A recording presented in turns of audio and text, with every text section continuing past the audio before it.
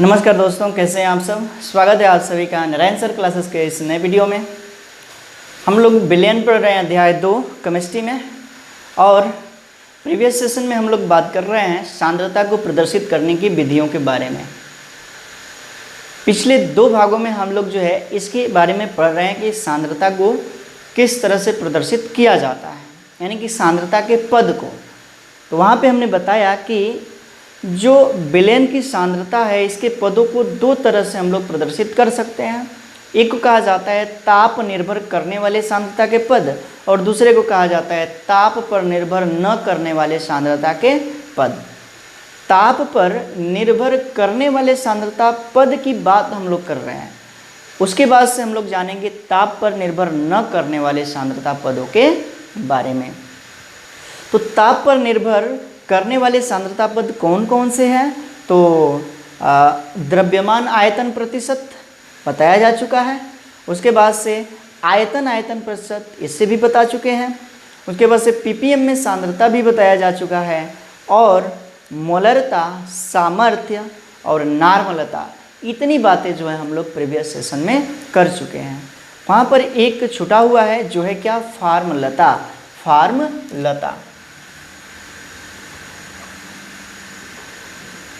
इसको इंग्लिश में बोला जाता है फॉर्मेलिटी। फॉर्मेलिटी,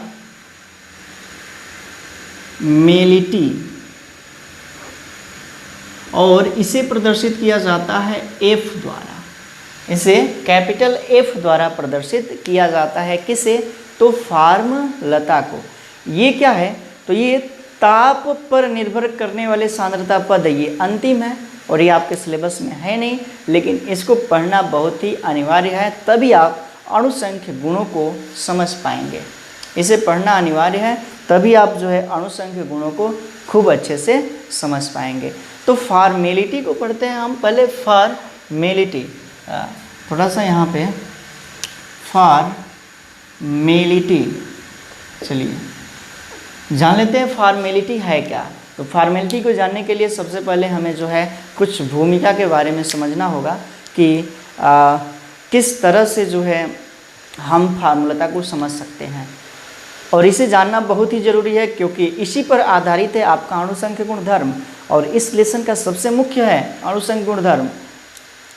तो इसे जानना बहुत ही ज़रूरी है। देखिए, तो जो विज्ञान है, विज्ञान में 2 चीज़ें, जैसे कि हम लोग पीछे डिस्कस करें हैं कि साइंस की, केमिस्ट्री की जो प्रॉब्लम्स होते हैं, दो चीज़ों से कंप्लीट होता है। एक है मोल संकल्पना और दूसरा है तुल्यांक संकल्पना। उसी तरह से विज्ञान में जो है 2 चीज़ें होती हैं, एक को कहा जाता है थ्योरी और दूसरा होता है ऑब्जर्वेशन।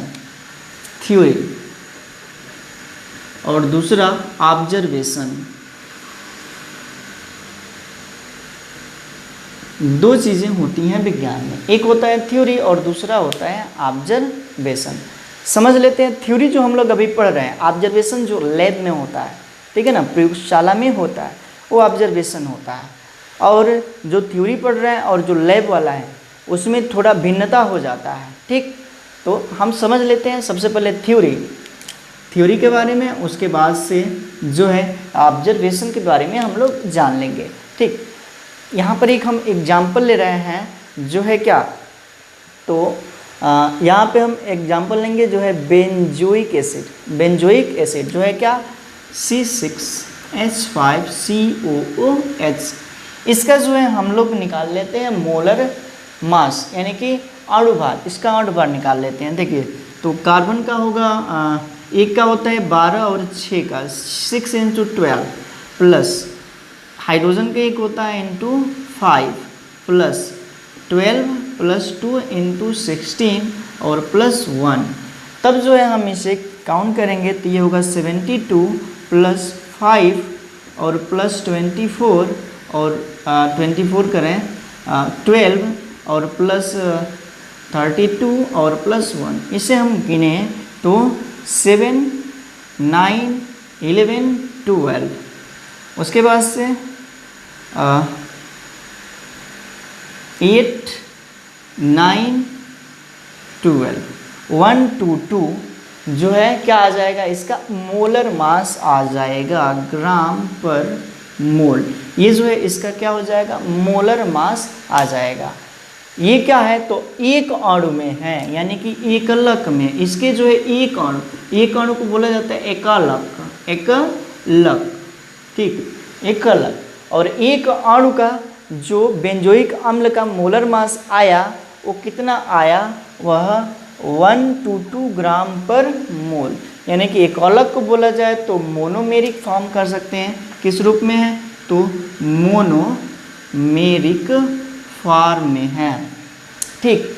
अब जो है हम दूसरी बात समझते हैं ऑब्जर्वेशन की। ऑब्जर्वेशन की हम लोग थ्योरी समझ चुके कि थ्योरी में जो है एक ही अणु लिया और उसी का हम लोग जो है क्या कर लिया, यहाँ पे मोलर मास निकाल लिया, ठीक है ना। तो ये थ्योरी बेस है, ये जो मोलर मास है वो क्या है, थ्योरी बेस पे है। अब जो है लैब में होता है क्या, ऑब्जर्वेशन जो है लैब में होता है, तब वहाँ पे निकलेगा क्या, ऑब्जर्वेशन मास। वहाँ पे क्या निकलेगा, ऑब्जर्वेशन मास। आइए ऑब्जर्वेशन मास निकालते हैं। जैसे कि ये जो है इसका विलयन बनाएंगे, ऑक्जेलिक एसिड का जो क्या करेंगे, विलयन बनाएंगे, यानी कि जल में घोलेंगे, ठीक। तो C6H5COOH को हम लोग ऐसे लिख सकते हैं, C=O और H। इस तरह से जो है इसे हम प्रदर्शित कर सकते हैं।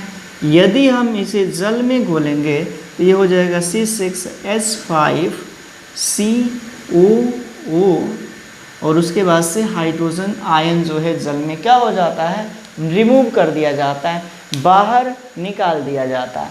इसी तरह से वहाँ पे ऑक्जेलिक अम्ल के एक अणु तो होंगे नहीं, कई अणु होंगे, एक अणु तो होंगे नहीं।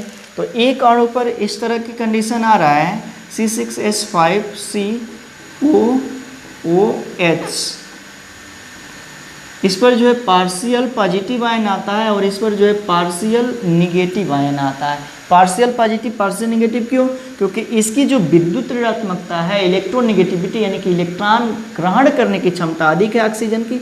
तो यह जो यहाँ से हाइड्रोजन और ऑक्सीजन के बीच बंध है उसे अपनी ओर क्या करेगा, आकर्षित करेगा ध्रुवणता के कारण, और इस कारण से हाइड्रोजन पर पार्शियल पॉजिटिव आ जाएगा और ऑक्सीजन पर जो है पार्शियल निगेटिव। ऐसे ही अणु और भी होंगे, C6H5CO, उसके बाद से H पर पार्शियल धनायन। अब एक ही पास अणु है तो ये जो OH वो है पार्शियल माइनस चार्ज है, यह धनायन से क्रिया करेगा और ये जो है इसके ऋणायन से क्रिया कर लेगा। तो क्या मतलब हुआ, यहाँ पे जो है दो अणु है और ये किसका फॉर्मेशन करेंगे, हाइड्रोक्साइड का फॉर्मेशन करेंगे, यानी कि OH का फॉर्मेशन करेंगे। किस अवस्था में, तो विलयन के अवस्था में, विलयन के अवस्था में। तो क्या मतलब हम लोगों ने क्या किया, ऑक्जेलिक एसिड लिया, यानी कि C6H5COOH, इसको जो है हम लोग जल में घोल दिया, तब हमें जो है कुछ इस तरह की संरचनाएं देखने को मिली। ठीक, इतनी बातें आई क्लियर में।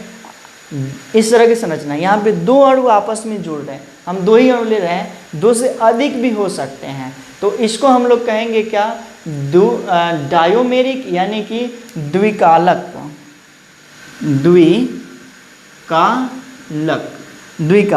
अब जो है यहाँ पे हम निकालेंगे ऑब्जर्वेशन मास इसका, तो ऑब्जर्वेशन मास हो जाएगा, mass of observation equal to हो जाएगा, एक का हम लोग निकाले हैं 122 और इनटू हो जाएगा 2 का 2 इक्वल टू हो जाएगा 244 ग्राम पर मोल। यानी कि क्या, हम लोग जो है लैब में ऑब्जर्वेशन किए तो हम लोगों का मान आया कितना, 244 ग्राम पर मोल, और यदि हम थ्योरी बेस पे लिए तो मोलर मास आया कितना, 122 ग्राम पर मोल, 122 ग्राम पर मोल। तो यहाँ पे क्या हो गया, अंतर हो गया। तो देखिए जो मोलर द्रव्यमान है, यहाँ पे लिखें मोलर द्रव्यमान दो तरह से आया, मोलर द्रव्यमान दो तरह से आया। एक है एम थ्योरी और दूसरा है क्या MO, mass of theory base और मास ऑफ ऑब्जर्वेशन बेस। यानी कि ये जो है इसका अणु सूत्र होगा MTS इक्वल टू हो जाएगा क्या अणु सूत्र, और उसके बाद से MO क्या हो जाएगा मास ऑफ ऑब्जर्वेशन, यानी कि विलयन बनाने के बाद द्रव्यमान ज्ञात किया गया। यानी कि MO हो जाएगा क्या विलयन बनाने के बाद का द्रव्यमान। ठीक, विलयन बनाने के बाद का द्रव्यमान, इतनी बातें जो है क्लियर। विलयन बनाने के बाद का द्रव्यमान MO है मास ऑफ ऑब्जर्वेशन, MTH क्या उसका अणु सूत्र है थ्योरी बेस पर। इतनी बातें आई समझ में। तब हम ये जानेंगे फॉर्मूलता के बारे में, यानी कि फॉर्मेलिटी के बारे में। फॉर्मेलिटी है क्या, तो हम लोगों ने लिया बेंजोइक एसिड एक, तो उसका एकलक में आया द्रव्यमान कितना, तो 1 to 2 ग्राम पर मोल। और यदि उसी को हम लोग ने विलयन फॉर्म में लिया, द्विकालक रूप में लिया, तो उसका जो मोलर मास आया 244 ग्राम। इतनी बातें समझ में आई। तो अब हम आएंगे कहाँ पे, तो फॉर्मूलता पे। किस पर, तो फॉर्मूलता पे। तो फॉर्मूलता है क्या, इतनी बातें समझ में आई तो स्क्रीनशॉट लीजिए, उसके बाद से हम आगे बढ़ेंगे।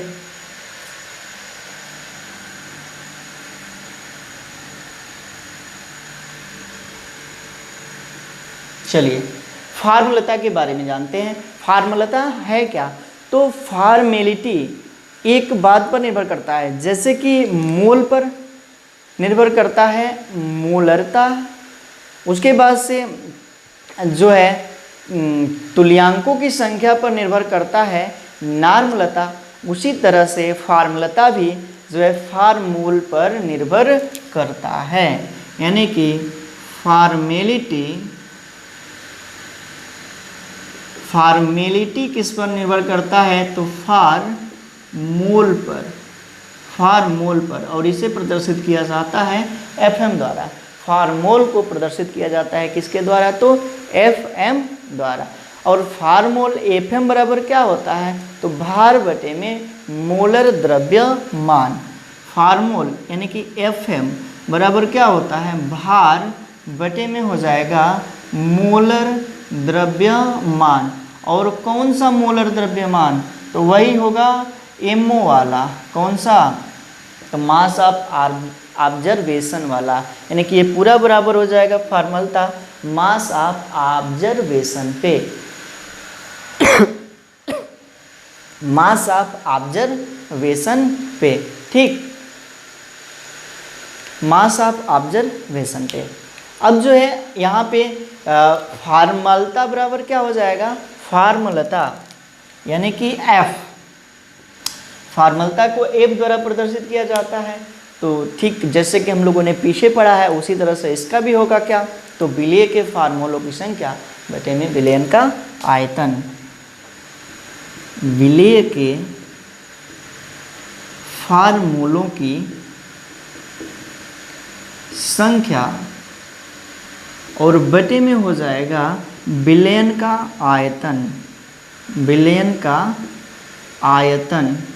अब बोले तो F इजकल टू विलय के फार्मूलों की संख्या को हम लोग FM कह रहे हैं, और विलयन का आयतन क्या है, तो VL है। यदि आयतन बराबर 1 लीटर, तब क्या हो जाएगा, F बराबर हो जाएगा FM। तब क्या होगा, F इजकल टू हो जाएगा FM। तब यहाँ से हमें फार्मूलता का परिभाषा मिलेगा कि क्या 1 लीटर विलयन में उपस्थित विलय के फार्मूलों की संख्या फार्मूलता कहलाती है। 1 लीटर विलयन में उपस्थित विलय के फार्मूलों की संख्या क्या कहलाती है, फार्मूलता कहलाती है। लिख लेते हैं इसे भी। 1 लीटर विलयन में उपस्थित विलय के फार्मूलों की फार्मूलों की संख्या ही क्या कहलाती है, तो फार्मलता कहलाती हैं। इतनी बात आई समझ में। तब हम आगे बढ़ेंगे और कुछ और बातें जानेंगे, क्या, तो फार्मलता के बारे में। ठीक, तो इतनी पार्ट्स हम इसे मिटाएंगे, मिटा दिया यहाँ तक। अब जो है हम क्या जानेंगे, तो हम लोगों ने जाना क्या फार्मूलता के बारे में, कि फार्मूलता बराबर होता है Fm/VL। ये होता है ना, फार्मूलता बराबर होता है Fm/VL। अब जो Fm होता है, Fm ये क्या होता है, तो Fm होता है W/फॉर्मल मास, फार्मोल मास। Fm होता है क्या, W/फॉर्मोल मास। हम इससे पहले इसके बारे में जिक्र किए थे, तब इसको लिख सकते हैं F equal to W/VL into formula mass. ये हो सकता है, ये होता भी है। फार्मल मास बराबर होता है MO, क्या, तो फार्मोल मास इजकल टू होता है मास ऑफ ऑब्जर्वेशन, ये होता है। तब जो है हम यहाँ पे लिख सकते हैं F equal to W/VL into mass observation mass. ये क्या है, तो प्रयोगात्मक मोलर द्रव्यमान है। एमओ क्या है, तो प्रयोगात्मक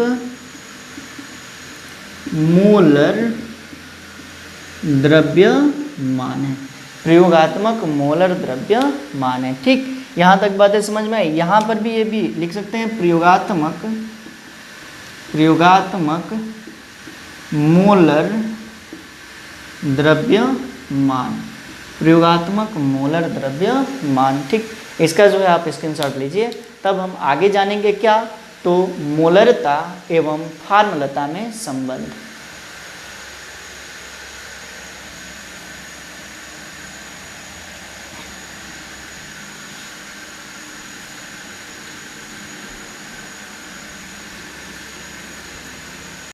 हम लोग जान लेते हैं अब क्या, फार्मलता एवं मोलरता में संबंध। फार्मलता एवं मोलरता में संबंध, तो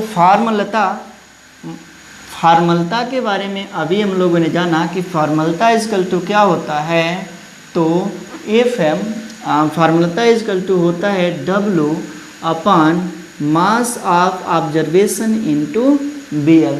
यही होता है, मास ऑफ ऑब्जर्वेशन इंटू VL।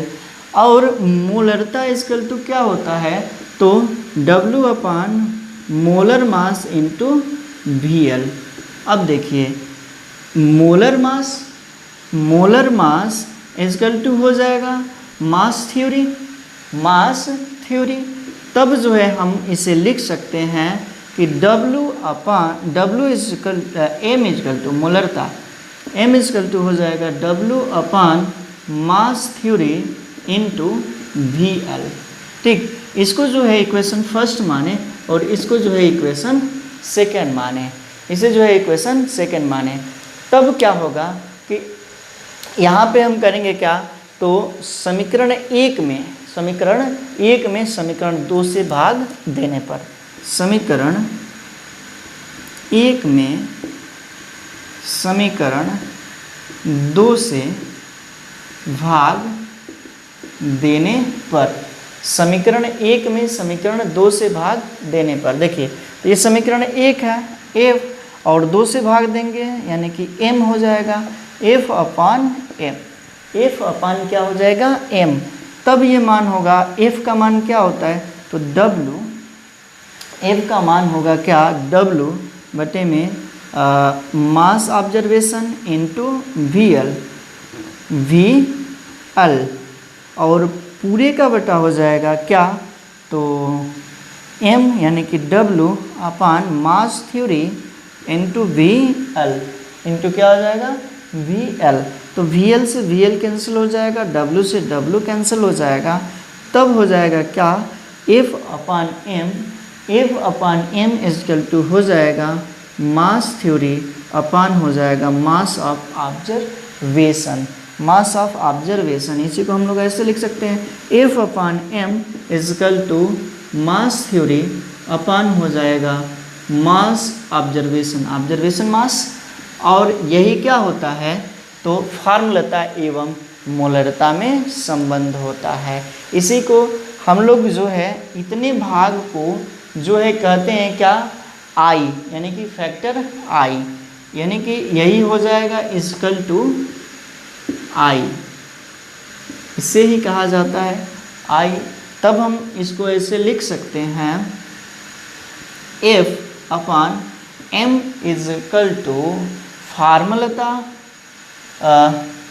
इसको जो ऐसे लिख सकते हैं क्या, फार्मूलता